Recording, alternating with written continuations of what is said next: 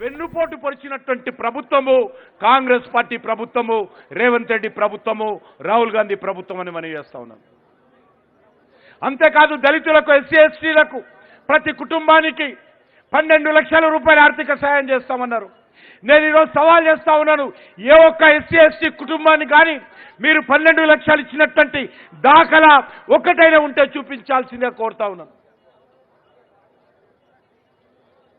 ఎందులో మార్పు రాలా. ఏ రకంగానైతే బీఆర్ఎస్ పార్టీ 10 సంవత్సరాల పాటు ప్రభుత్వ భూములను ఆక్రమించుకున్నదో మనకు తెలుసు. ఏ రకంగా ప్రభుత్వ భూములను అమ్మకానికి పెట్టిందో మనం చూస్తా ఉన్నాము. ఈరోజు రేవంత్ రెడ్డి ప్రభుత్వం కూడా అదే విధంగా ఉంది.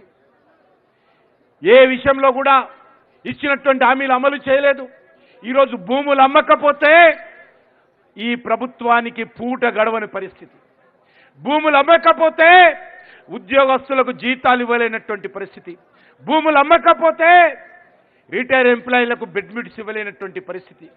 భూములు అమ్మకపోతే సంక్షేమ పథకాలు అమలు చేయలేనటువంటి పరిస్థితి.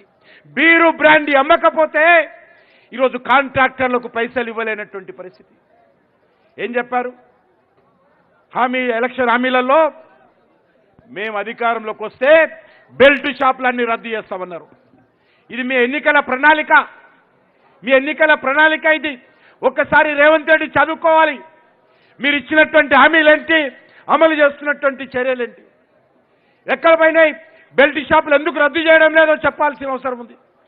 బెల్ట్ షాపులు రద్దు చేయడం దేవుడెరగా ఈరోజు 70,000 కోట్ల నుంచి 1,00,000 కోట్లు బీరు బ్రాండీ అమ్మడం ద్వారా ప్రజలను దోపిడీ చేయాలి, కుటుంబాలను ఈరోజు రోడ్డున వేయాలనేటువంటి ఆలోచనతో ఈ ప్రభుత్వం పనిచేస్తూ ఉంది.